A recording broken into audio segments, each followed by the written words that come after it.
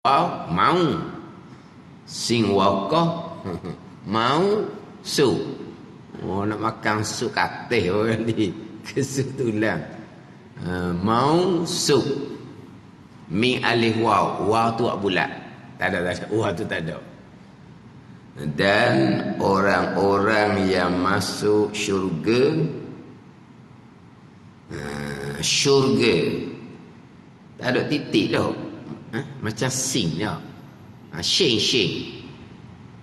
Bukan sin, shin.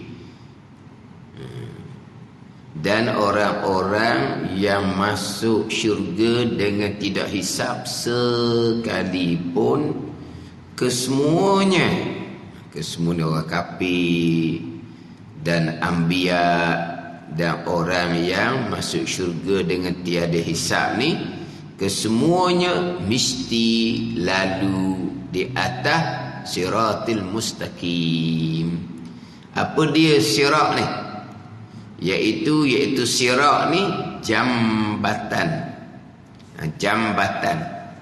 yang dibentang di atas neraka. Jambatan yang dibentang di atas neraka, yang dibentang di atas dipanggil apa itu? Atas belakang. Jadi neraka jahanam lapis paling atas. Jadi titik yang sirat ni dibentang atas belakang neraka, panggil apa? Iaitu jambatan yang dibentang di atas neraka jahanam. Dia neraka jahanam lah atas tu. Atas sekali itu neraka jahanam. Kemudian turun ke bawah neraka Lazza, neraka Hutamah, neraka Sa'ir, neraka Sakar, neraka Jahim.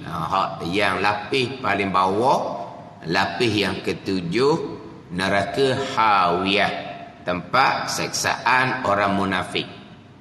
Jadi dia selapis. Maknanya kalau duduk neraka Hawiyah, puak munafik, dia akan jatuh melalui neraka jahanam, turun tu, sampailah di tempat dia, neraka Hawiyah.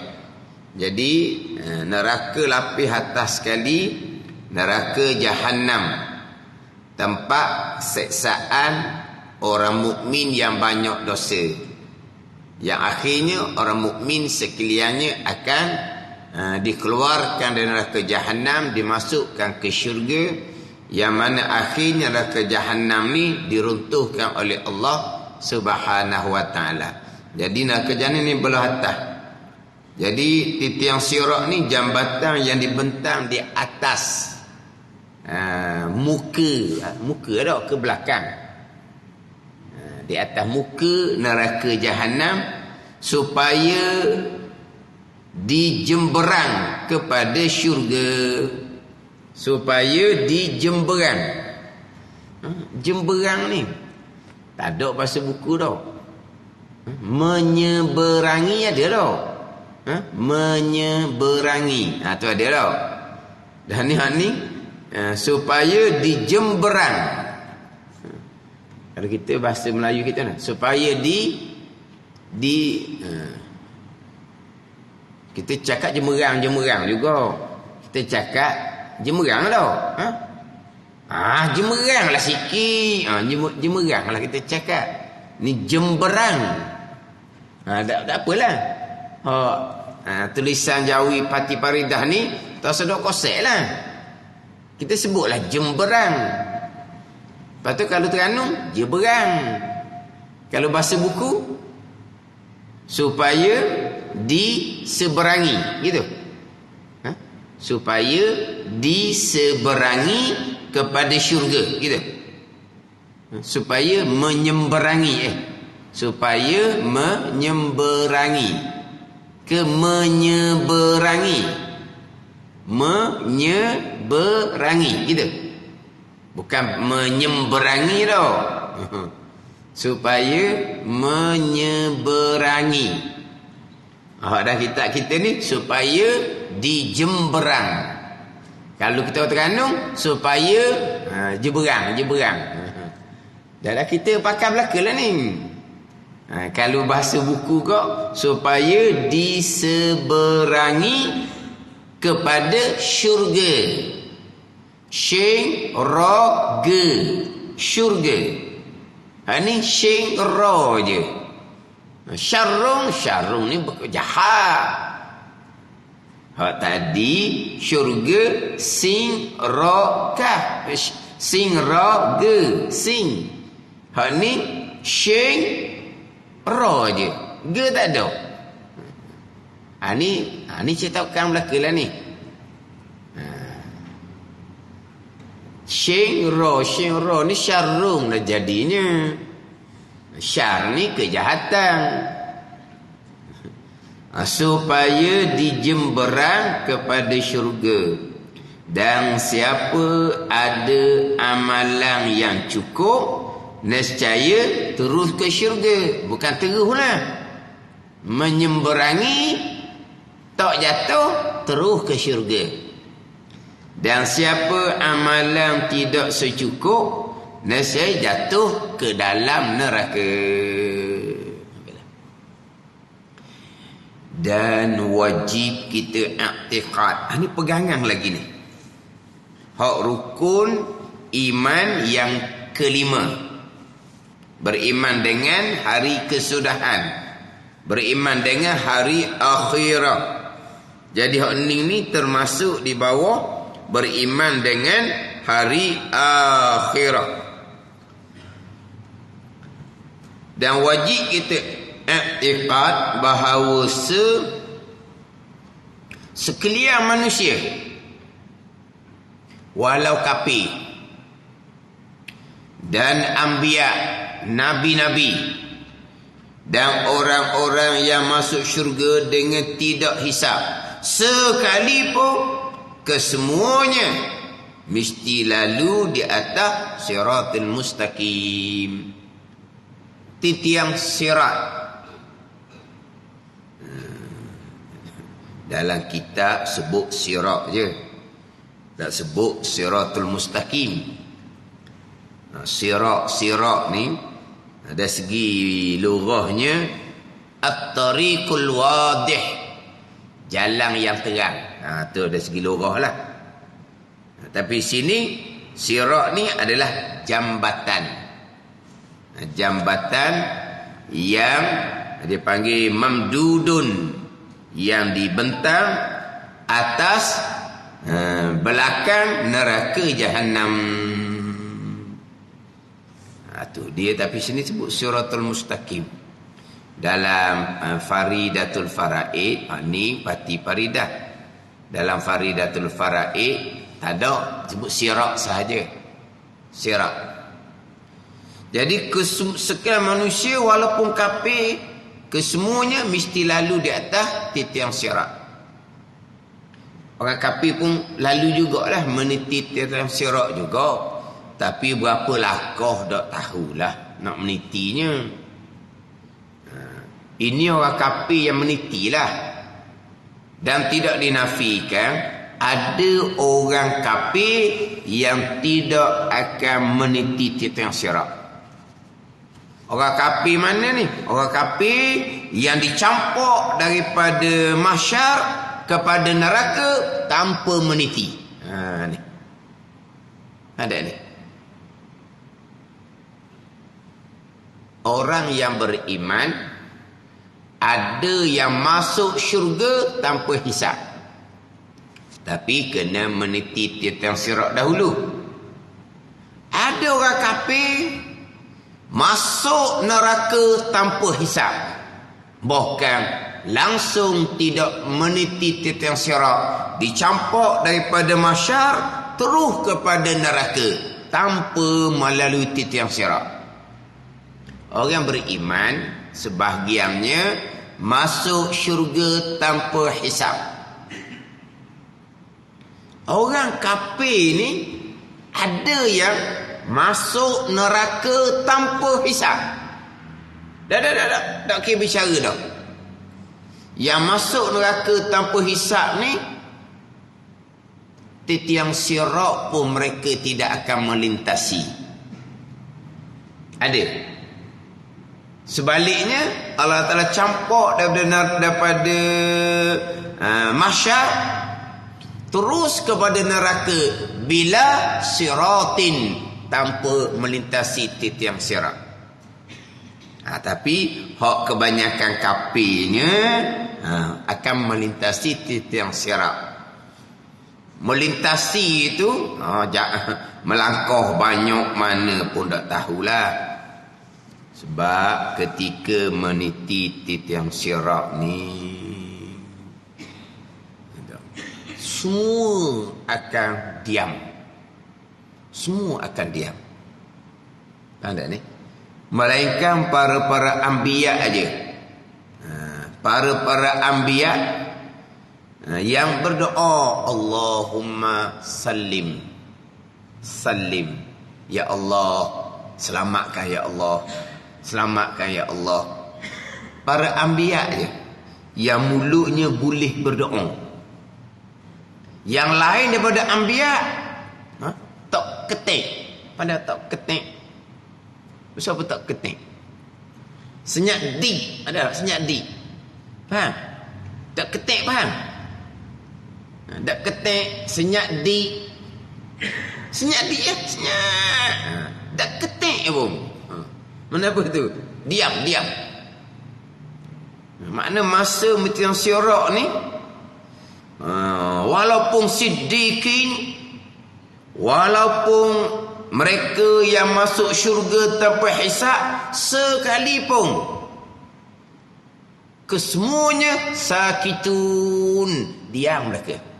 Walaupun siddiqin, walaupun mereka yang masuk syurga tanpa hisab, ketika metiang sirak senyap. Senyap tupah. Sebut tak? Senyap tupah tau. Senyap di aja dengar. Aja dengar. Senyap di. Senyap di, senyap tupah. Apa lagi sebut? Senyap apa? Hak senyap tu. Dak ketik tu, dak ketik tu. Senyap. Tak bunyi.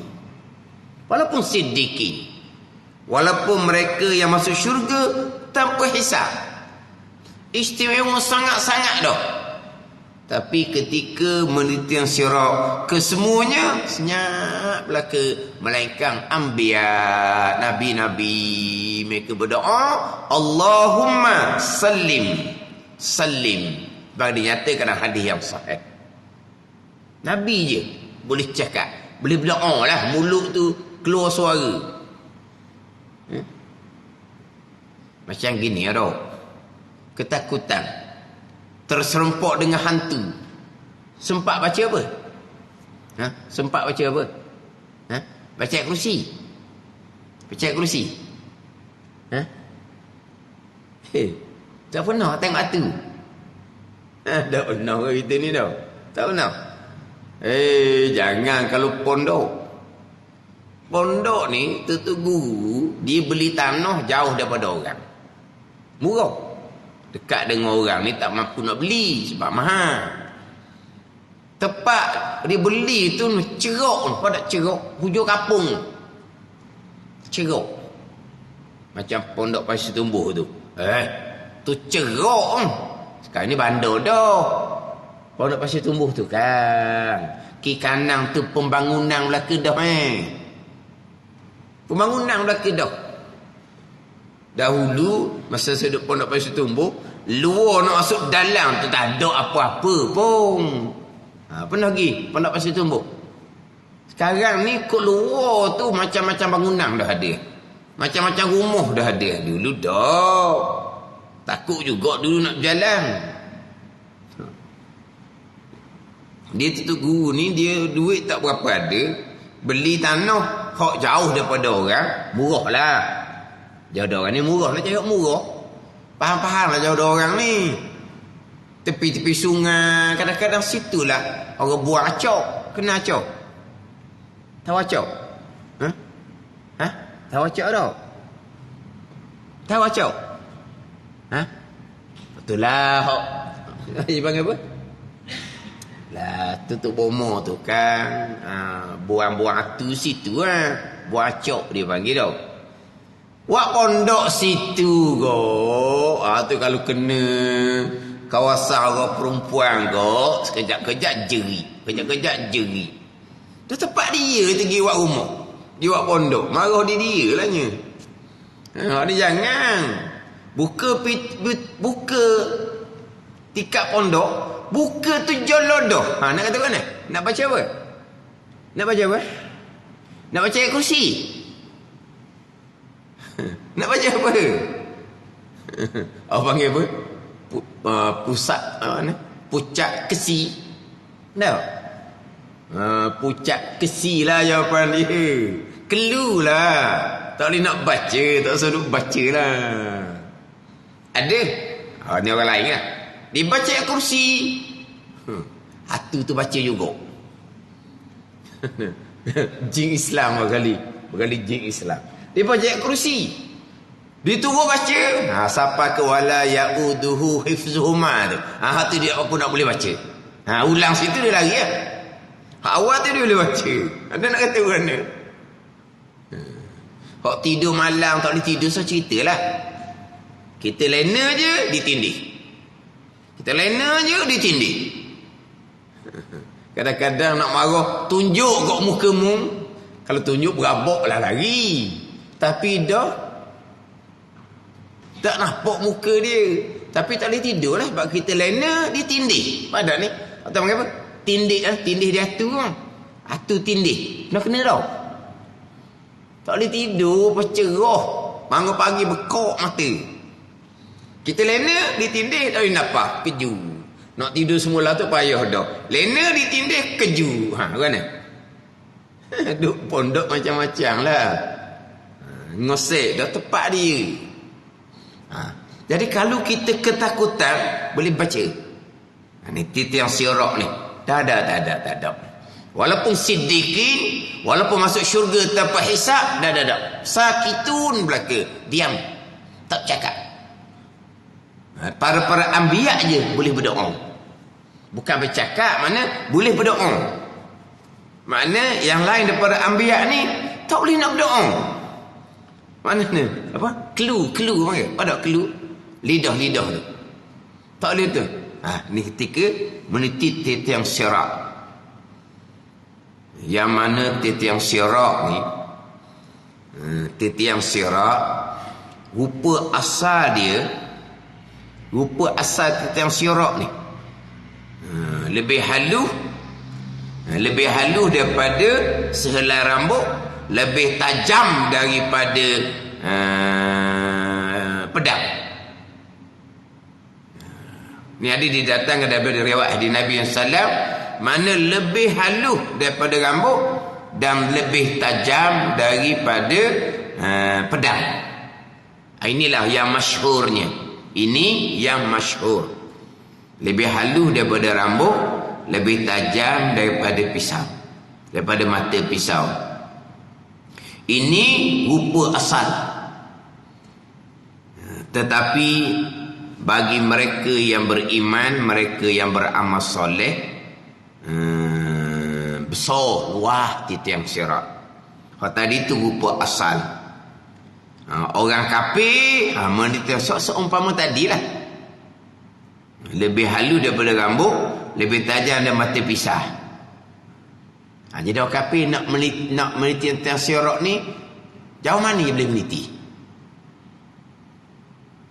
Sebab titiang sirat rupa asal ni naik 1000 tahun, tengah 1000 tahun, turun 1000 tahun. Bayangkan. Jadi mana orang kafir walaupun boleh meniti titiang sirat, dia boleh meniti setara mana? Boleh meniti setara mana?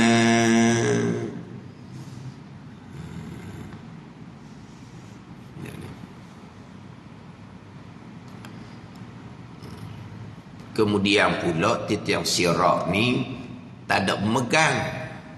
Ada ni. Ada kan mainan tu orang meniti atas tali ke apa ke, atas tak ada megang. Ke mana? Ataupun tak ada megang satu. Lepas tu hok duk bawah tu. Malaikat hok jaga neraka tu kait. Jolok. Jolok lain, kait lain tau. Kait gini, jolok dah. Mana malaikat jaga neraka bawah duduk kait. Ada kait. Kait lah macam kait. Satunya jolok. Dia kalau tahu kait ni macam kelapa sawit tu lah. Kalau tinggi tu kait, kalau hok rendah dia jolok. Dia jolok. Tu.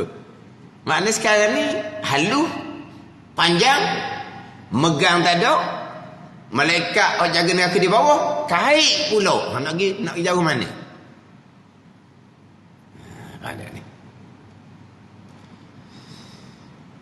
Kemudian satu pandangan pula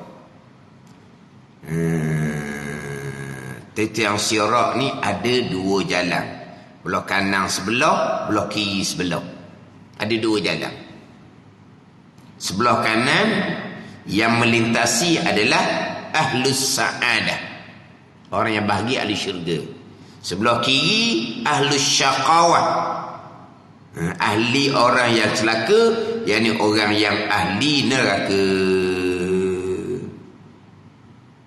Ada pandangan yang menyatakan seumpama tu. Maknanya dia ada dua jalan. Maknanya tiang-tiang ni ada dua jalan, kanan dan kiri.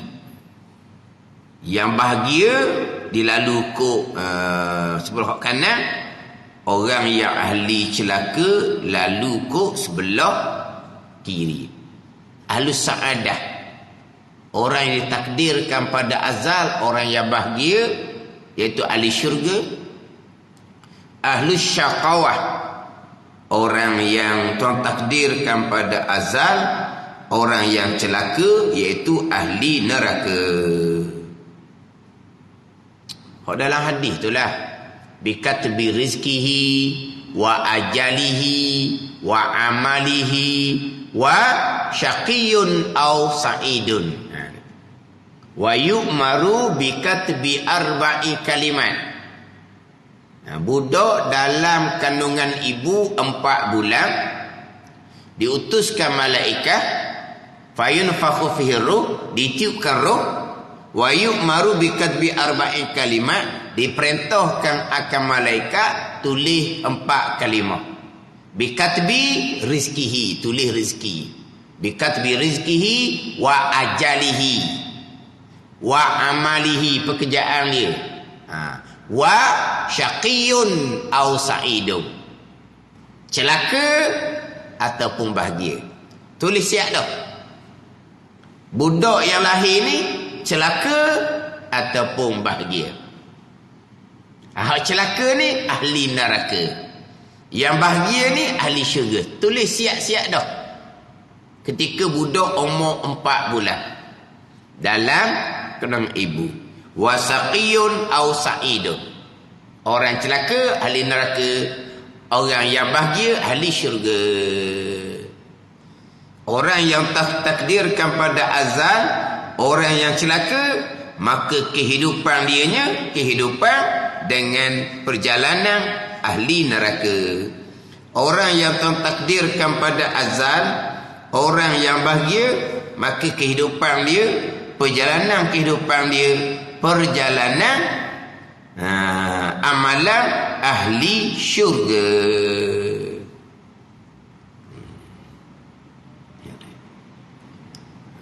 Mana contoh ahli orang yang bagi oleh celaka? Yulhamu su'ada wa yuhmur ashqiya, kata Nabi sallallahu, akan diilhamkan, dikurniakan ilmu pada mereka yang Tuhan takdirkan pada azal, orang tu bahagia. Kalau Tuhan takdir pada azal dia orang bahagia, Tuhan takdirkan jalan ilmu kepada dia, walaupun tidak ada dalam perancangan dia pun. Tidak ada dalam perancangan dia pun dia nak belajar ilmu agama. Tak ada dalam perancangan. Lepas pecing ni nak berehat. Lepas pecing ni nak berjalan, nak berjalan lah. Sebab tak ada kerja dah. Duit banyak pula. Pecing boleh duit. Kemudian pula boleh pula macam-macam imbuhan pula. Jadi perancangan dianya nak ke sana kemari. Lepas tu nak main dengan cucu-cucu. Lepas tu nak lebih kerat ke masjid lah. Tapi lebih kerat je, bukan nak masjid 5 waktu. Belajar tidak ada dalam plan apa? Plan dia panggil. Tak ada lah plan dia, ada macam ni tak ada. Tiba-tiba kebetulan bagi solat berjemaah pun bukan 5 waktu pun. Pergi solat berjemaah kebetulan ada orang mengajar. Ada ni. Yang kebetulan ni pula dia tak pernah belajar pun. Kalau kita kata tak ada asah payah. Tapi Tuhan bagi mudah ke dia. Ni. Tuhan mudah. Kalau kira payah sebab dia tak ada asah. Bukan sekolah agama dia tak ada. Dia sekolah menengah sains gitu je. Sekolah menengah biasa je. Orang cerdik. Orang kelulusan tinggi kerja gaji besar. Mana dia tak pernah belajar. Belajarlah masa sekolah rendah tu. Ada bilangan tu, tak kira tu. Mana kalau sekolah menengah agama mungkin ada lebih sikit. Tapi dia ada. Dia sekolah menengah biasa sebab dia orang asrama penuh. Orang yang terpilih lah. Tapi duduk tu tunggu mudah je ke dia. Lepas ada tu belajar je. Hok nak jalan ke sana kemari nak main dengan cucu tu tak peduli dah. Fokusnya belajar. Tuan buka jalan gitu ke dia. Ada ni. Tuan akan ilhamkan jalan ilmu. Tuan akan buka jalan ilmu. Ni ada hadis tadi tu. Wa syaqiyun aw sa'idun tu. Lepas tu hadis tu panjang lah. Sesungguhnya seorang kamu ni beramal dengan amalan ahli neraka, tidak adalah antara seseorang dengan neraka melainkan sasta, maka terdahulu ketetapannya dia ahli syurga, maka dia beramal dengan amalan ahli syurga, dia mati masuk syurga. Ini orang bahagia. Ada ni orang bahagia. Dahulunya dia beramal dengan amalan ahli neraka, dia dengan neraka tu sasta je. Tapi Tuhan tetap pada azab dia orang bahagia. Akhirnya dia beramal dengan amalan ahli syurga, dia mati dalam amalan syurga, dia masuk syurga. Mana amalan ahli neraka Akidah salah, semayang tapi ilmu, hati riak, wujud takabur, itu tu amalan ahli neraka belaka dah. Dah jahil fardu ain, dosa besar tepatnya mana? Neraka. Semayang tak tinggal orang Terengganu kita ni. Tapi akidah macam mana? Semayang macam mana? Ada ni. Mana apa tu? Dengan neraka sasta. Tapi Tuhan menentukan pada azab dia orang bahagia. Dia beramal dengan amalan ahli syurga. Amalan ahli syurga ni bukan mai berjemaah oleh waktu di masjid. Amalan ahli syurga ni beriman dan beramal soleh. Di antara amal soleh berjemaah di masjid. Tapi amal soleh berjemaah di masjid ni berjemaah dengan ilmu fiqh tasawuf comel.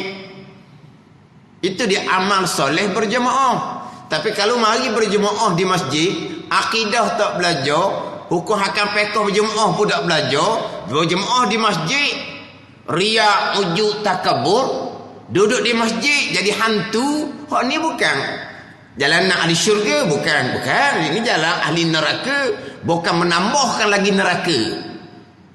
Dulu dia cara dia dengan amalan di neraka.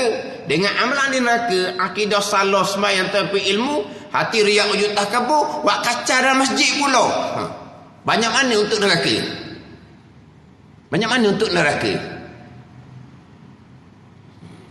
Jadi hantu di masjid, tukang kucar di masjid. Bukan main masjid itu amalan di syurga. Amalan di syurga beriman, beramal soleh. Itu amalan di syurga. Nak beriman fardu ain tauhid kena comel. Nak beramal soleh fardu ain fiqh tasawuf kena comel. Inilah dia amalan di syurga. Mati dalam amalan di syurga. Masuk syurga dia. Sebab apa? Tuhan takdirkan dia pada azal orang bahagia. Tuhan buka jalan ilmu.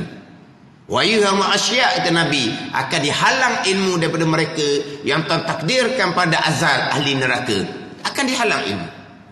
Dia terhalang daripada ilmu dan dia menjadi penghalang kepada majlis ilmu.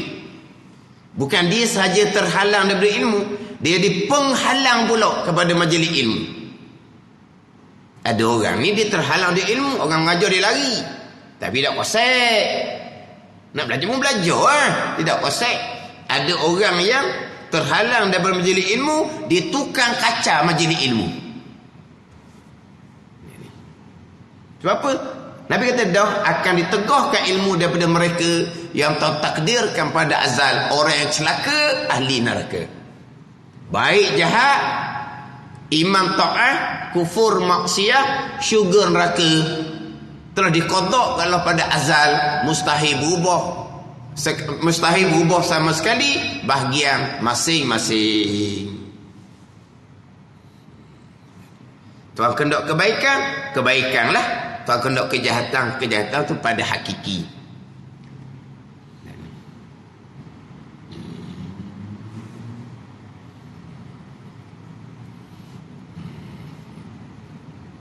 Jadi mana tu tak dah sama ada bahagia ataupun orang tu orang yang celaka. Jadi orang bahagia dia meniti tiap-tiap sirat belah kanan, orang yang celaka meniti tiap-tiap sirat di sebelah kiri. Orang celaka, orang yang bahagia ahli syurga, orang yang celaka ahli neraka.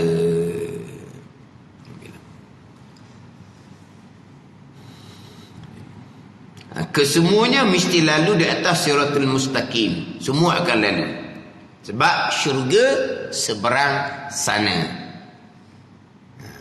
Para anbiya tak akan terima catatan amalan, tak ada hisab, tak ada mizan. Sirat kena. Sirat kena. Anbiya, nabi-nabi, orang masuk syurga tanpa hisab, mereka tidak akan menerima catatan amalan.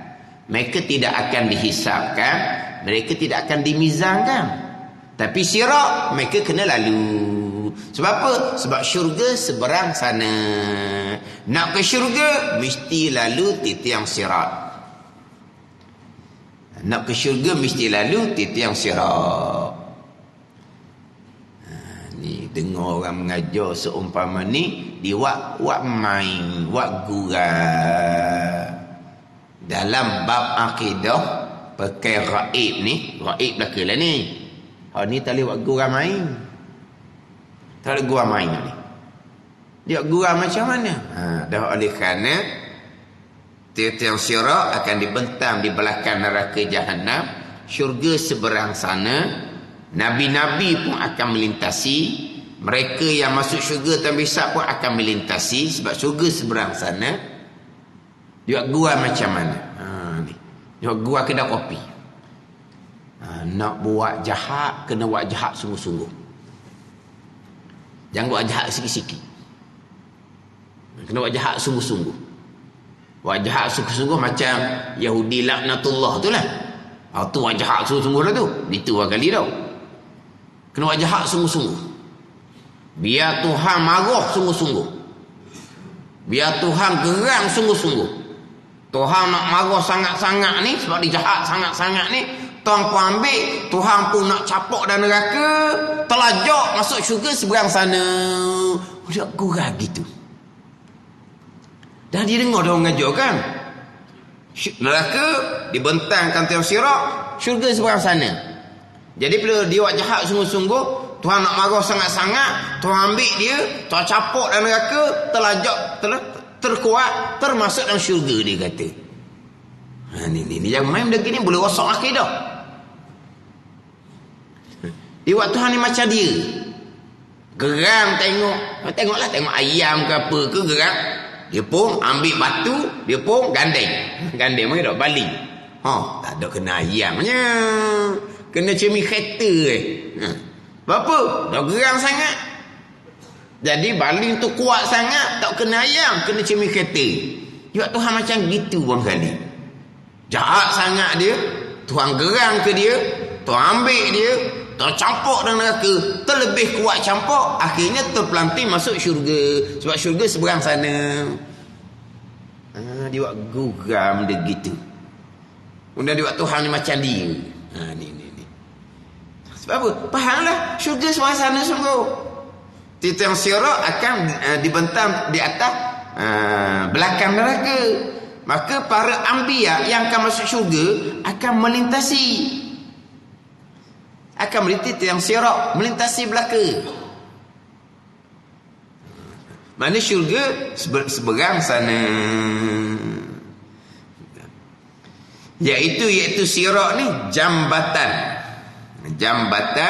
yang dibentang di atas neraka supaya dijemberang. Di jemberang, kalau kita tengok jemberang kepada syurga, sebab syurga sebelah sana, supaya dijemberang, kalau kita tengok, ataupun supaya diseberangi gitu. Seberang tu lah tau. Kapung tu kan seberang baru. Seberang lah tau. Mana pun seberang. Ini menyeberangi. Sini supaya dijemberang kepada syurga. Kemudian hak tiang sirat tadi tu memanglah rupa asal dia, jarak dia 1000 tahun naik, 1000 tahun tengok, 1000 tahun ala keturun. Tapi yang melintasi itu tak samalah. Yang melintasi tak sama. Ada yang melintasi itu apa? Sepantas kilat. Ada dia. Sepantas kilat. Mana apa ni? Lah gitu tau. Sepantas kilat, cepat. Ada yang seumpama berkenderaan, berkuda. Ada yang berjalan, ada yang merangkak. Macam-macam lah. Ada yang merangkak tu, ada yang ngesok panggil. Ada yang ngesok. Mana apa ni? Kelakuan yang tak sama. Yang melintasi tu. Yang melintasi tu kelakuan dia tak sama. Sepantas kilat, berkenderaan, dia amalan belakang tu. Di antara yang akan jadi kenderaannya adalah umpama khairat masjid tu akan jadikan kenderaan menitiap-tiap sirat ke syurga. Umpama binatang yang kita buat ibadah korban akan menjadi kenderaan bawa meniti tiap-tiap sirat. Kan biasa dengar tu kan, ibadah korban, kelebihan ibadah korban.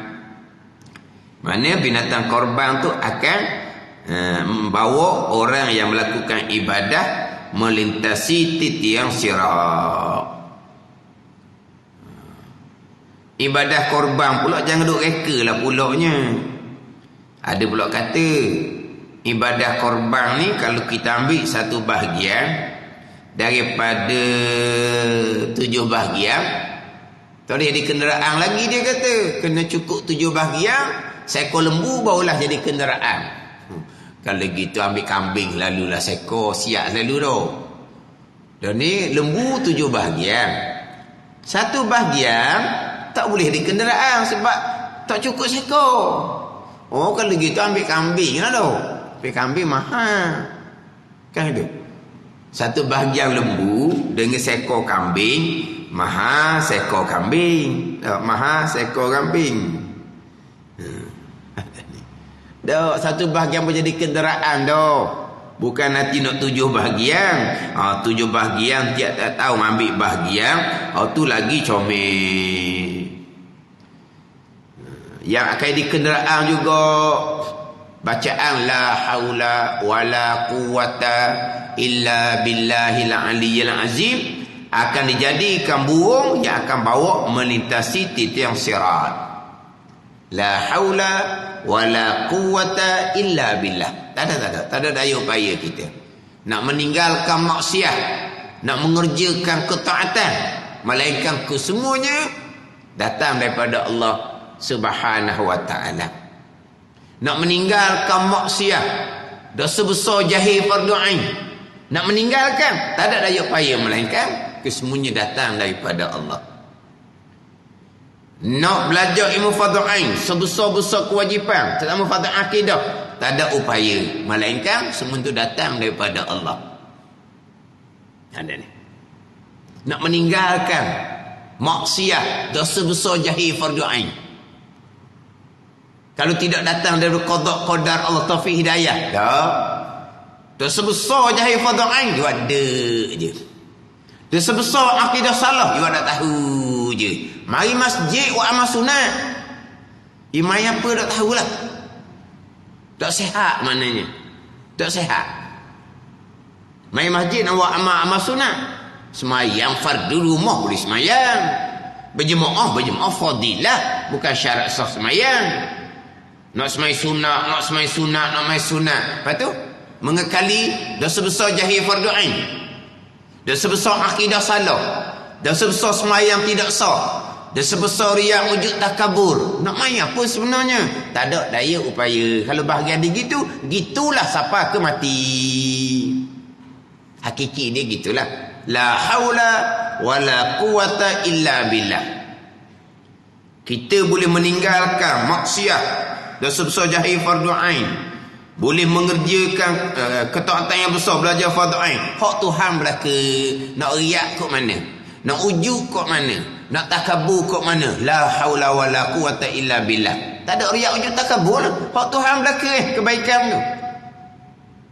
Ini besar ni baca la haula wala quwata illa billah, disunatkan perbanyak.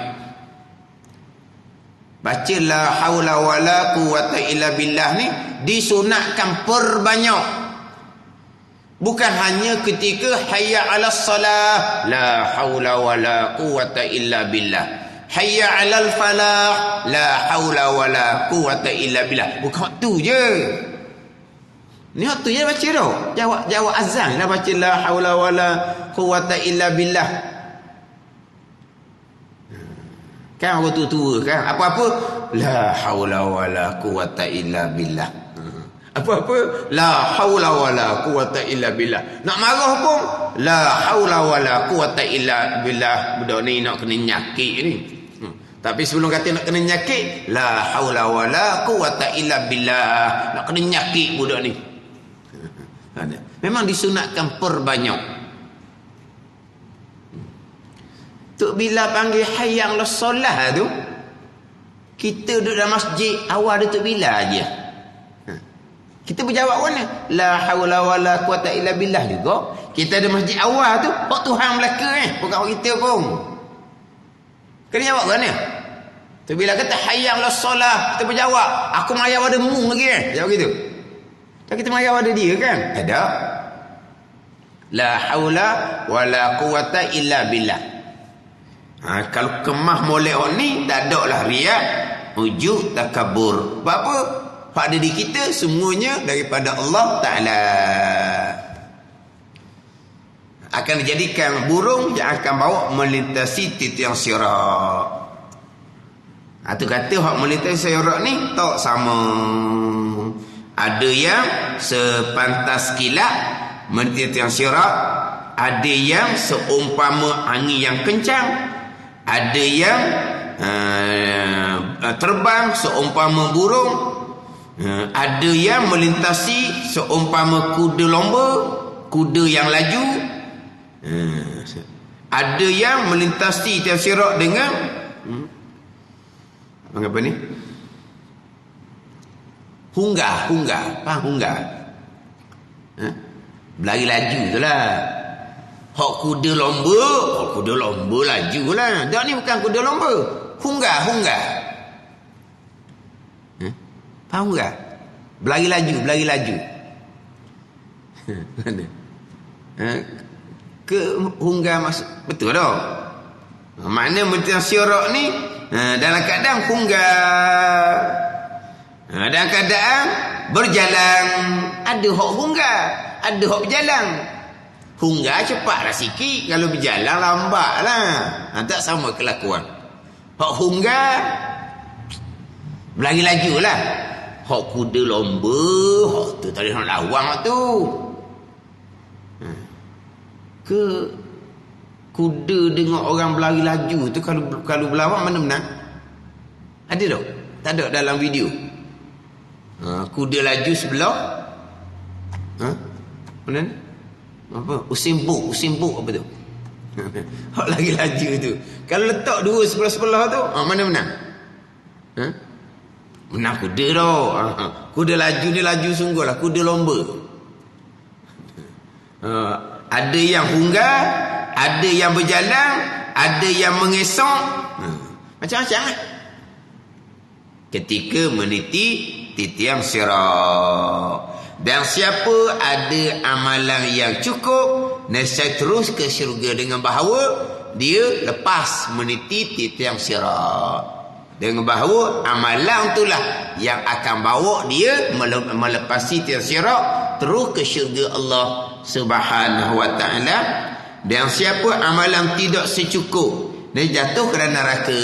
Dia orang beriman tapi dosa banyak, amalan tak cukup, dia akan jatuh ke dalam neraka jahanam. Kalau orang kafir tak ada amalan. Orang kafir tak ada amalan. Buat baik sekalipun tidak ada pahala. Orang kafir tak ada amalan. Tapi walau macam mana pun, orang kafir tetap melintasi tiang syirak. Patutlah kita ni, sekalian manusia, walau kafir sekalipun, akan melintasi syirak, tapi melintasi macam mana, setakat mana, tak tahulah. Bandar ni. Hak masalah kata amal cukup, amal tak cukup, ni orang beriman. Orang beriman, tapi amalnya tak cukup, dosanya banyak, dia akan jatuh ke dalam neraka jahanam. Yang akhirnya akan ke syurga Allah selepas dia duduk neraka jahanam sekadar dosa yang dia ada.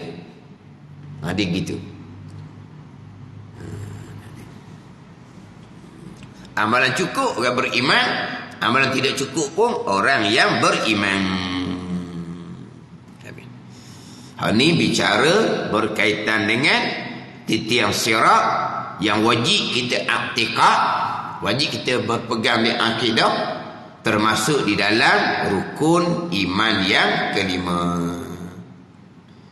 Kalam Nabi kita Muhammad sallallahu alaihi wasallam. Kolam, haud. Bukan telaga Kausar.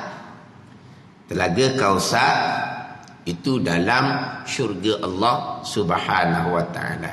Ini haud, kolam Nabi sallallahu alaihi wasallam, di antara yang wajib kita imani. Ni kena peringat ni. Dan wajib kita i'tiqad bahawa sekarang orang mukmin pada hari kiamat akan minum sekaliannya pada air kolam Nabi kita Muhammad sallallahu alaihi wasallam. Ni wajib i'tiqad juga ni. Dipanggil telaga haud. Bukan telaga Kausar. Telaga Kausar di dalam syurga. Di dalam syurga. Adapun telaga haud ni satu pandangan sebelum titian syirak, satu pandangan selepas titian syirak sebelum masuk syurga. Ni di antara wajib kita i'tiqad, kena ajar kepada anak cucu kita. Sebelum titian syirak, orang yang beriman akan minum dahulu titian telaga haud. Orang yang beriman akan minum telaga haud ni, walaupun dijatuhkan dalam neraka jahanam kemudian. Sebab akhirnya akan ke syurga. Adapun telaga Kausar dalam syurga betul-betul. Ini telaga haud ni. Di antara yang wajib kita i'tiqad, akidah ahli sunnah wal jamaah. Ada telaga kolam Nabi SAW. Dia panggil telaga Haud. Bukan telaga Kausar.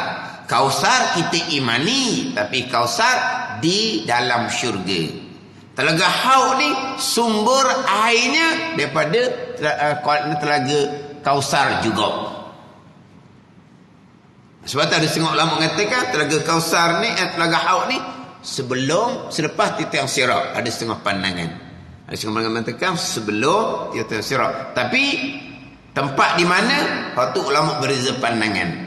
Yang pentingnya kita i'tiqad yang akidah kita bahawa ada telaga Haud bagi Nabi sallallahu alaihi wasallam. Ini kena peringat ni. Sebab ada jugalah berkait dengan akidah yang kurang diceritakan kepada kita. Kausar, inna a'tainakal kausar. Itu dah ayat Quran waktu. Ini hak telaga Haud Nabi sallallahu alaihi wasallam yang datang daripada hadis yang sahih. Adapun telaga Kausar itu dalam ayat Al-Quran. Telaga Kausar kita wajib imani, telaga Haud kita wajib imani. Wajib beriman ada kolam Nabi sallallahu alaihi wasallam. Wallahu a'lam.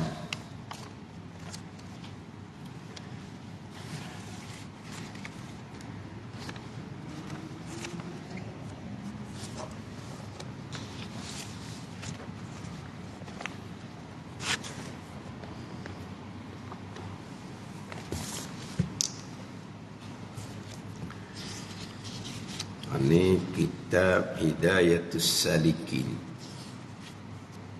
Kitab Hidayatus Salikin.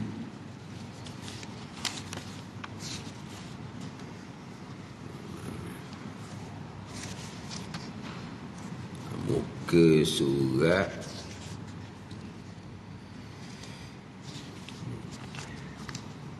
muka surat 21.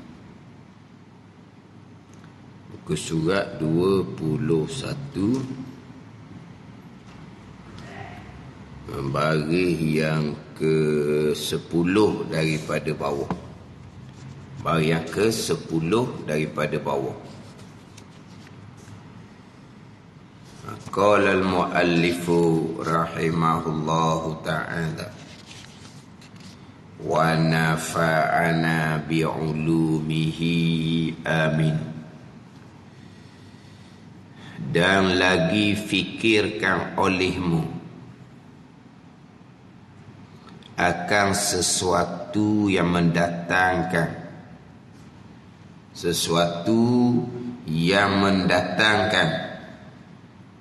bagi yang membawa kepada seksa Allah yang sangat sakit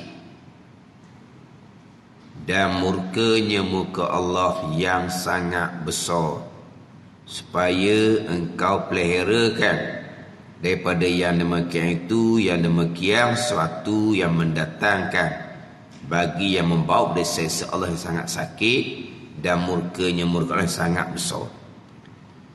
Ini bahagian yang keempat ni.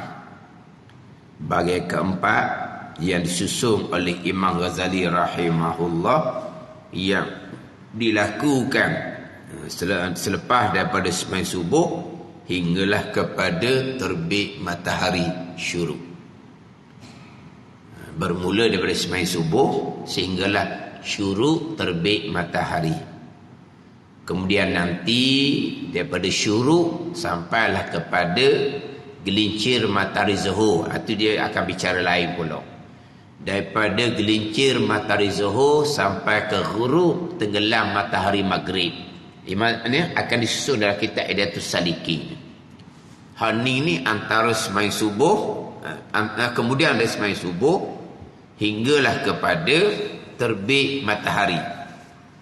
Sebab sekarang ni bicara tajuk di sekarang, tajuk sekarangnya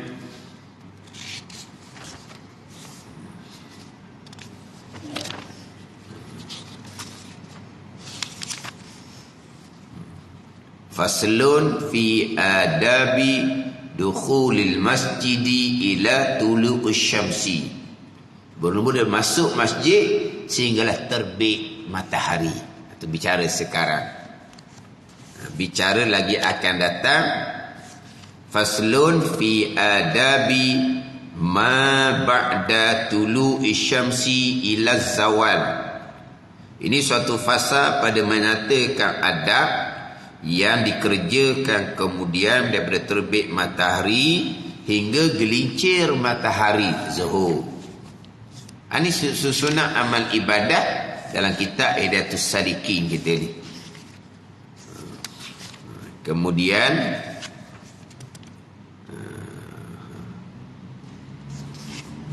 dia punya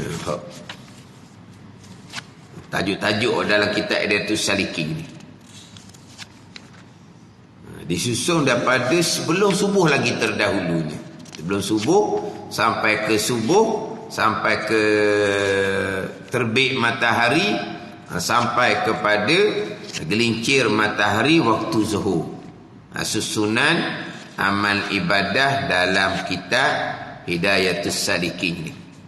Jadi antara kemudian ada sembahyang subuh hingga terbit matahari, Imam Ghazali suruh kita bahagikan waktu kepada 4 waktu.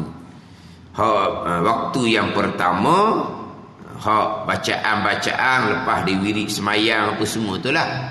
Lepas sembahyang subuh bacaan wirid, kemudian bacaan doa panjang dah. Itu bahagian yang pertama. Bahagian keduanya, bahagian pertamanya doa, bahagian keduanya tasbih zikir yang kau ulang-ulang tu. Tasbih zikir yang kau ulang-ulang tu dia akan bicara dari bawah. Ada 10 tasbih yang dibaca, satu-satu tasbih tu ada 10 kali. Kau bukannya sekali, 3 kali, seeloknya 10 kali. Jadi 100 tasbih dia akan bicara di bawah. Kemudian bahagian keempatnya, bahagian ketiganya membaca Al-Quran.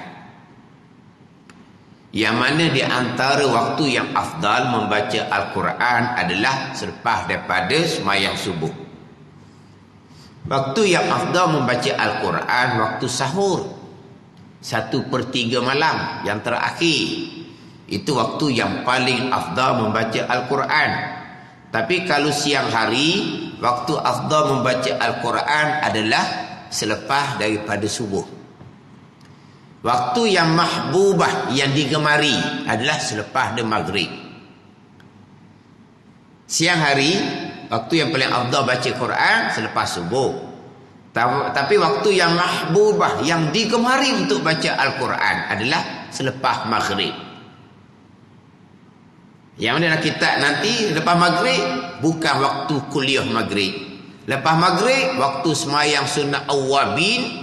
Lepas maghrib waktu baca Al-Quran, bukan kuliah maghrib.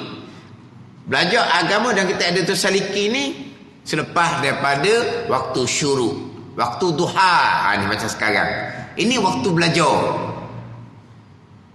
Waktu belajar. Duha sampai bergelincir matahari zuhur. Ini waktu belajar. Faham tak ni? Kalau duduk pondok, ni paling banyak kita Duduk pondok paling banyak kita adalah selepas daripada duha sampai ke zuhur. Waktu paling banyak kita. Lepas zuhur tak banyak mana kita, dicapur mengantuk. Lepas asar kadang-kadang setengah tempat tak ada mengajar dah. Ada setengah tempat mengajar lagi. Lepas asar dia berair mata.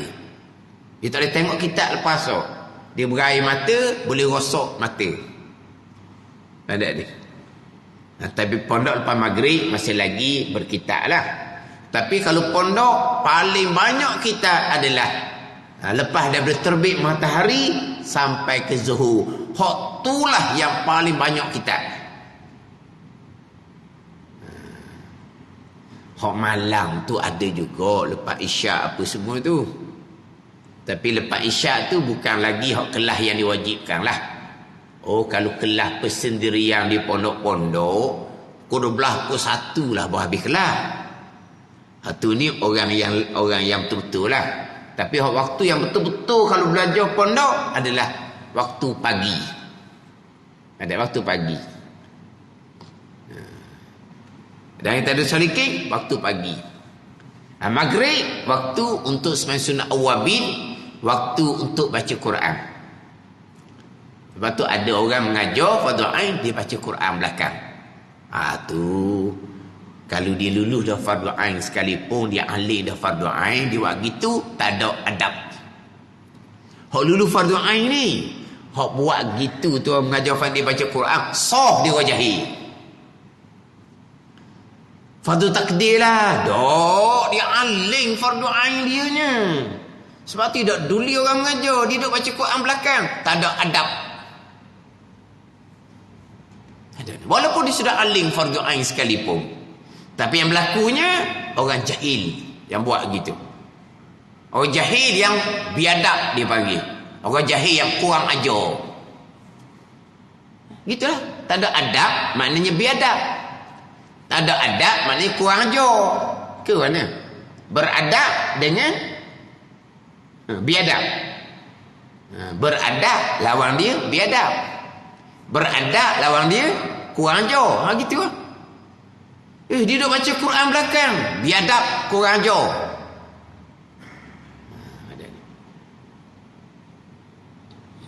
Dok gini je. Di satu-satu masa bukan hak wajib ni, hak sunat. Orang buat ramai-ramai baca Yasin, kononnya baca Quran. Tiba-tiba dia duduk selawat seorang. Panggil apa tu? Kurang menghormati majlis orang. Contoh ni benda sunat belaka ni, baca Quran pun sunat, selawat pun sunat. Orang buat program selawat ramai-ramai, dia tahlil. Panggil apa tu? Orang buat tahlil. Buat tahlil ni, buat tahlil. Dia pergi baca Quran. Mana panggil? Apa? Something wrong. Dah ni perkara sunat belaka ni, baca Quran sunat, baca Yasin, selawat pun sunat, tahlil pun sunat. Dah orang baca Yasin, yang mau nak pergi selawat buat apa? Orang duduk selawat, mau pergi tahlil buat apa? Orang duduk tahlil, mau pergi baca Yasin buat apa? Apa? Dia kena menghormati. Itu sama sunat. Ni orang mengajar fardu ain, dia baca Quran, hak tu kena terajang. Hak tu kena terajang. Ada tempat gini lah kata, Haji nasihat dia. Sebelum saya marah, Haji nasihat dulu. Dan saya marah, berapi lah kata. Nasihat dulu. Dah tengah-tengah ngajar bunyi duk baca Quran, kena-kena ngajar cucu baca Quran. Ni mana apa? Ada something wrong lah tu. Nak ajar baca Quran rumah boleh ajar. Tapi pelik orang panggil, ada penyakit. Ada ni. Tu ngajar fardu ain, ni sama amal sunat ni. Kita railah majlis. Orang duduk baca Yasin, duduk mengatik. Orang duduk mengatik, dia pergi baca Yasin. Dah berkena. Tak apa, sunat belaka. Ya. Tapi kita kena beradab dengan majlis ramai-ramai. Beradab dengan majlis ramai-ramai. Waktu sunat sama sunat. Bukan belajar fardu ain, hak kewajipan dengan amal sunat. Dan nak orang lagi dah, waktu kemuncak kitanya waktu maghrib. Kena letak kuliah pada waktu maghrib. Waktu pula pendek. Waktu pendek. 40 minit masuk isyak. Jadi masalah 40 minit nak belajar benda. Kalau kita duha ni sejam setengah paling kurang lah tu. Ada yang 2 jam, ada yang 3 jam. Kalau maghrib 40 minit. Tapi dia kata ada orang mengajar, dia suka gitu. Memanglah suka gitu, 40 minit lah. Alio tak habis banyak. Alio tak habis banyak 40 minit. Ada tempat tak cukup lagi waktu isyak, tak masuk lagi waktu isyak. Tidak, waktu lagi bagus. Pada dia, waktu lagi bagus. 40 minit nak ajar apa? Kalau orang belajar fardu ain betul-betul 40 minit tidak puas hati. Tapi bagi orang yang tuang tegah daripada ilmu, isyak tak berhenti lagi tu kepanasan. Yang memang ada, yang memang dimari untuk isyak aje. Di pintu.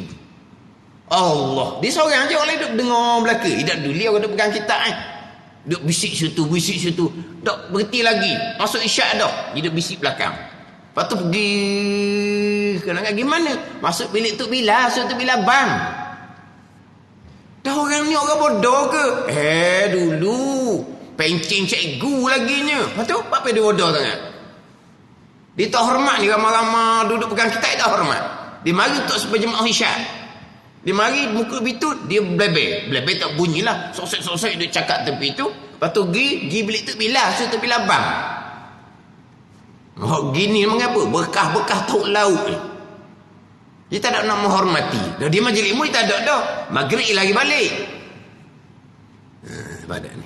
Orang yang atau takdirkan pada azab celaka akan diteguhkan daripada ilmu.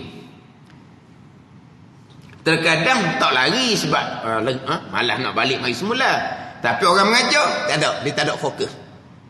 Memang ada orang tua, orang mengajar dia tak fokus, dia main telefon. Tu pandai ni. Orang tua. Orang tengah mengajar fardhu ain, dia main telefon. Main telefon. Dah masuk isyak, dah berhenti, dah lihat dia. Saya tak pernah kena lah. Ada ustaz kena, ditunjuk ke ustaz. Ditunjuk ke ustaz. Jang-jang ni. Isyak. Ustaz kata nak pergi bersudah dah dia kata. Terus saya tengah mengajar, ditunjuk ke jang ke saya. Dia tidak menghormati orang. Mana patut masjid orang gitu tu perambak je. Tak sesuai untuk masjid. Orang ni kata jadi hantu di masjid. Ada pula dia tak isyarat pada ustaz, isyarat ketuk bila. Dia tekan ketuk bila. Jadi ustaz tu pun perasan lah. Sebab tak tuju ke dia. Ketuk bila tu sebelah ustaz dia nak sembahyang isyak, dia nak balik. Orang mengajar tu dia pening. Badan ni. Ni hantu orang panggil. Masa orang mengajar dia main telefon. Dia tak peduli. Dia tak masuk. Sebab apa? Tuhan haramkan, Tuhan teguh dia daripada ilmu. Ada dia. Dia boleh tunjuk ke dulu. Terus bila kesikinya tu bila. Dah ikut kata dia. Jing perik kan. Kena tu bila. Tu bila pula aku nak pergi bang macam mana. Ustaz tu duduk mengajar. Jadi apa ni? Tu bila ni apa ni? Tersepik. Apa dia? Tu bila tersepik. Dah dengar jing perik tu suruh. Kena belebel nanti. Tapi nak pergi bang macam mana tu bila. Tapi ada masjid tengah mengajar, dia bang tak setarang ni. Ada. Tu bila sendiri, hantu. Tapi bukan isyak lah. Dia mengajar tengah hari, masuk asar. Yang mengajar ni dia nak cari stesen lah. Nak cari tempat berhenti molek. Masuk asar dah dia pun sambil-sambil cari nak berhenti kat mana ni. Bang molek-molek ada. Lepas tu ustaz tu pun wallahualam tutup kita dah bang dah. Mana stesen tempat berhenti tak dia pun cari. Dah boleh bang asal. Pada ni. Lepas tu ustaz dengan tukang bang tu anak beranak je sekampung je. Dia nak kata ke mana? Jadi maghrib dia terlampau singkat. Memang ada orang mengajar panjang-panjang rugi air liur dia kata. Orang bagi sagu hati sama je dia kata. Sedap pula tu kan cakap. 40 minit. Dia kata ustaz mengajar 60 minit. Saya maghrib memang sejam 60 minit. Jadi ustaz mengajar 2 hari sama dengan saya mengajar 3 malam. Oh dia bilang gitu. Saya mengajar 2 malam 2 jam. Dia mengajar 3 malam 40 minit 2 jam tau. Saya mengajar 2 jam 2 malam. Dia mengajar 2 jam 3 malam. Sagu hati saya untuk 3 malam 2 jam. Ustaz 2 jam, sagu hati 2 malam je. Rugi dah sama lamang dia kata. Sedap pula dia cerita. Mana? Dah 40 minit dengan sejam. Sejam jadi tambah 20 minit. Jadi Hak saya 2 malam, dia 3 malam. Tak payah apa Ustaz? Isyak tak berhenti. Air liur kita tak kering, dia kata. Kata tak dipikir gitu, kata. Fikir ilmu fardhu ain ni benda yang sangat mendesak. Jangan ikut. Dah tu ada orang, dak apa orang pun hak jenis hantu ni tak ramai. Tapi hantu jenis hantu power, hantu jin perik tadi nah. Hak jenis power tu bahaya, kata. Kita kena fikir untuk fardhu ain tu mana pun mendesak. Kalau kita kampung negeri kita ni fardhu ain beres belah Kedah, mengajar fardhu ain sebagai ulangan, sebagai penambahan perangat pada perangat panas, tak apa. Tak apalah, isyak berhenti lah. Tapi tempat kitanya kadang-kadang fardhu ain mendesak. Lepas tu isyak berhenti. Mazhab Hanafi isyak tengah malam sebab ada hadis Nabi suka melewatkan isyak 1/3 malam awal. Walaupun tidak ada kerana, itu mazhab Hanafi, dia pakai hadis tu. Mazhab Syafi'i isyak sekalipun afdal awal waktu melainkan ada maslahat. Mazhab Hanafi isyak mereka memang pelewat walaupun tak ada kerana. Sebab Nabi kasih isyak 1/3 malam awal. Itu mazhab Hanafi. Itu mazhab Syafi'i dah. Tetap afdal waktu isyak, termasuk isyak malaikat ada maslahat.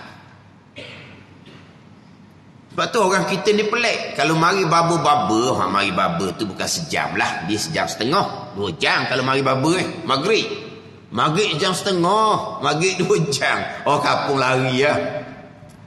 Sejam pun berperang dah, sejam pun bermusuhan dah. Mari baba sejam setengah dibubuh kuliah maghrib. Kadang-kadang sampai pukul 9:30 tak sudah lagi. Duduk luar tu temu lagi balik. Walah ada baba mari setahun sekali. Pelik apa sejam setengah 2 jam. Isyak lewat. Dah kita ada kuliah tu kan. Dah 9:30 tak sudah lagi. 9:30. Maknanya duduk luar tu temu lagi balik. Tak ada hormat-hormat pun. Hak luar, hak dalam senyap, hak luar. Tu dah tahu. Sebab apa yang dia tunggu panjang gitu? Tak ada orang minta. Kita tak minta. Baba mari setahun sekali ni. Baba berilah 2 jam ke apa. Kita tak pernah cakap pun benda gitu. Sebab apa tu? Tapi kenapa dia sampai ke 9:30 nak berhenti lagi? Sebab apa? Dia suka sangat nak menyampaikan ilmu. Mana bagi dia mari jauh setahun sekali tu sejam dikira macam tak berbaloi dikira. 9:30 ni 2 jam. 2 jam baru habis. Tapi tu bagi orang yang nak ilmu dak gerak. Tak orang tak berilmu isyak masa berhenti ya. Sejam jadi panas tak boleh duduk dah. Itu bahagian masing-masing. Tapi nak ceritanya maghrib waktu singkat. Waktu maghrib sebenarnya waktu beribadah. Waktu sembahyang sunat awabin, waktu membaca Al-Quran. Yang disukai baca Quran adalah lepas maghrib. Tapi waktu afdal baca Quran lepas subuh. Waktu afdal baca Quran sungguhnya sebelum subuh. Waktu sahur 1/3 malam. Tapi kalau saya lepas subuh. Tapi tak boleh lawan. Yang paling afdal baca Quran adalah di dalam solat. Tak ada lawan. Waktu yang paling afdal baca Al-Quran dalam solat. Ada. Luar solat baca Al-Quran alif lam mim 3 pahala. Dalam solat 3 huruf 30 pahala sampai kepada 300 pahala. Luar sembahyang 1 huruf 1 pahala. Dalam sembahyang 1 huruf 10 pahala sampai pada 100 pahala. Ada ni. Baca pula qul ya ayyuhal kafirun 1/4 Al-Quran. Baca pula qul huwallah 1/3 Al-Quran. Bila? Dalam sembahyang. Tapi dak cerdiknya nak kejar kepada baca Quran luar semayang, masa semayang baca Fatihah saja je. Surah pun tak baca. Sebab nak cepat nanti nak baca Quran. Luar sembahyang. Ni dak cerdik. Dak cerdik ah. Tidak membaca surah dalam sembahyang hukumnya makruh sebab mazhab Hanafi wajib baca surah dalam sembahyang. Bukan sunat hai'ah. Kita mazhab Syafi'i sunat hai'ah. Tinggal surah dalam sembahyang hukumnya makruh. Surah yang tidak ada hanyalah sembahyang jenazah. Surah yang tidak ada hanyalah sembahyang jenazah sahaja. Dia tinggal selebih-lebih baca Quran dalam sembahyang kerana nak kejar baca Quran luar sembahyang. Bayangkan, Qul ya ayyuhal kafirun dalam sembahyang, Qul huwallah dalam sembahyang. Satu huruf 10 pahala hingga 100 pahala. Kelebihan pula kuliah 1/4 Al-Quran, Qul huwallah 1/3 Al-Quran. Jadi baca Quran yang paling lebih adalah di dalam sembahyang. Kalau siang hari selepas ada subuh. Lepas subuh tak ada sembahyang. Sebab isyraq tak apa lagi ni. Isyraq tak apa lagi. Sebab belum terbit matahari lagi ni. Maka baca Qurannya luar sembahyang lah. Sebab tak ada sembahyang lepas ada subuh.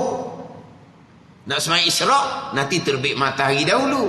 Nak sembahyang duha terbit matahari setengah jam baru masuk sembahyang duha. Dari ketunya di antaranya adalah membaca Al-Quran. Membaca Al-Quran yang pertama dengan ilmu. Musyafahah dengan guru, bukan baca seorang. Yang besar laginya baca Al-Quran serta dengan akidah Al-Quran. Baca Al-Quran dengan beramal perintah-perintah Al-Quran zahir dan batin. Baca Al-Quran dengan ikhlas, bukan baca dengan riak. Kalau baca dengan riak, ada tempat khas dalam neraka Jahannam. Lil qurra'il mura'i, bagi kori-kori yang riak. Apa tempat dia? Jubul Hazan. Apa dia Jubul Hazan? Satu telaga dalam neraka Jahannam yang dikhaskan untuk kori yang riak. Sama dengan Wailun tu lah. Wailun satu telaga dalam neraka Jahannam. Wailun ada ni. Jubul Hazan satu telaga dalam neraka Jahannam juga. Bukan neraka Jahannam, telaga neraka Jahannam yang disediakan untuk kori-kori yang riak. Jadi baca Quran dengan ikhlas. Mana baca Quran dengan ilmu Quran musyafah dengan guru, baca Quran serta dengan fadha'in tauhid pekot tasawuf lengkap ilmu dan amal. Itu boleh baca Quran yang sebenar. Hak yang keempat ni pula ni. Lepas subuh dia kena tafakkur, kena muraqabah. Mana pun sentiasa memperingatkan diri Allah melihat kita. Kena fikir dosa-dosa kesalahan kita, kejahatan dan kecuaian kita dalam ibadah. Kena fikir hak tu. Fikir bab dosa pahala. Waktu pagi ni. Waktu tu masalah waktu yang tenang. Tapi kehidupan sekarang ni waktu tu bolong lah kalau kita kata kau. Bolong lah. Kelang kabut lah. Hak nak kata anak sekolah, nak kata anak sekolah. Hak kena pergi tempat kerja, kena pergi tempat kerja. Gitulah. Waktu-waktu sibuk pagi tu. Pencing dah. Tak ada dah kerja buatnya. Alhamdulillah. Kena tahu cucu sekolah pula. Kena tahu cucu. Wah, nak cepat ayah haji. Allah lah. Cucu. Dah. Mak ayah dia. Allah, mak ayah dia sibuk. Dah apalahnya. Cucu dia juga. Lepas tu, tak ada pahala. Apa-apa tak ada pahalanya. Kita tolong orang lain pun boleh pahala. Ni kita tolong anak menantu kita. Apa tak boleh pahalanya. Tolong orang lain pun boleh pahala dah. Tolong keluarga kita. Tolong keluarga kita pula serta dengan hati kita sangat suka. Tak ada apa-apa tu. Ada ni. Dia ibadah ni bukan hanya duduk atas tikus jadah je. Tapi kalau kita tengah-tengah sibuk atau anak ke sekolah tu, kita boleh fikir tak? Dan mikir masa tu. Fikir hal dosa pahala, fikir hal tanggungjawab. Fikir. Cucu ni macam mana ni? Mak ayah dia nampak tak peduli ni. Mak ayah tak peduli sebab dia sebagai ayah dulu tak ajar anak. Fikir. Fikir dosa pahala belaka tu. Macam mana cucu ni nak atau belajar mana ni? Nak ajar agama, kita baru belajar. Kita orang tua belajar ni hangguk. Faham tak faham pun. Nak ajar macam mana tak apa. Faham tak faham? Itu semua perbuatan Allah. Itu usaha kita tak bekas tu pegangan kita dah. Masalah sekarang ni bukan masalah tak faham, cuma bila tak faham nak ajar macam mana. Nak kena fikirlah macam mana budak ni. Bawa majlis surah kan, dia sibuk macam-macam urusan. Tu kena fikir belakang tu. Fikir dosa pahala, fikir tanggungjawab. Bulan pagi ni fikir waktu. Kemudian kita kena bertaubat kepada Allah. Nak fikir bab dosa pahala ni dengan ilmu, bukan fikir seorang. Fikir dengan ilmu. Dosa pahala ni fikir dengan ilmu. Dosa yang paling besar, dosa akidah lah. Pahala yang paling besar, pahala akidah. Kena fikir tu. Dosa besar, semayang tak sah.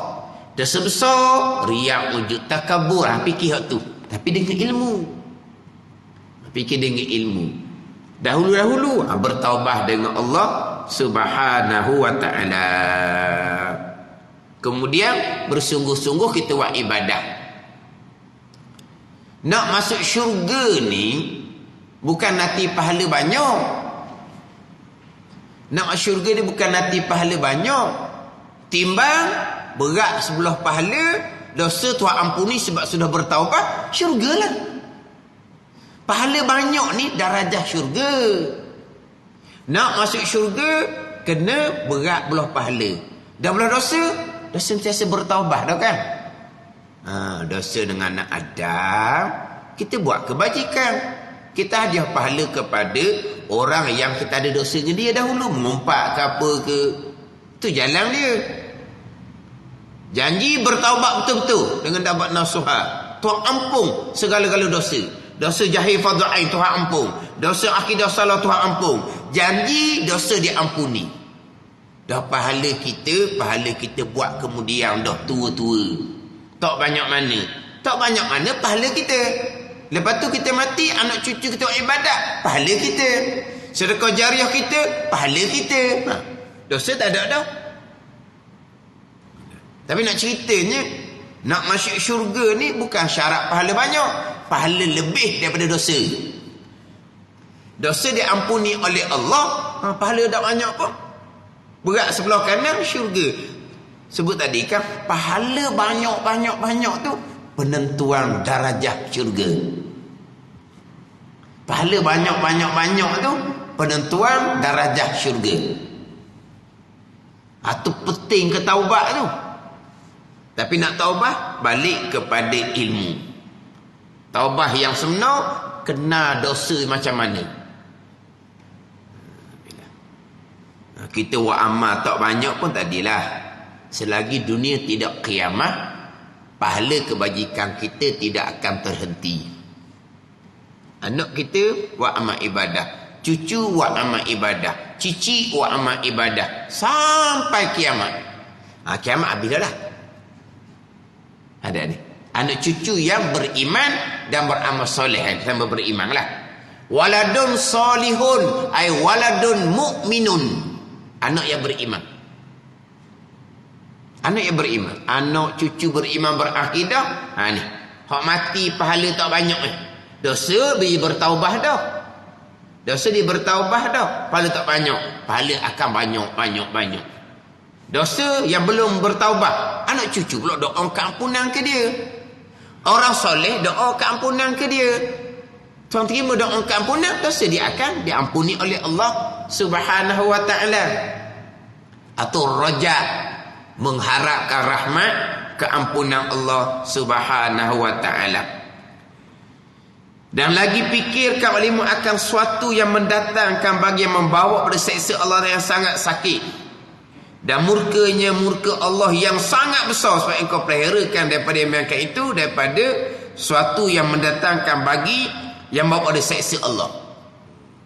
Akan dipikir bab apa perkara yang bawa pada seksaan Allah yang sangat sakit, murka Allah sangat besar. Dosa-dosa lah.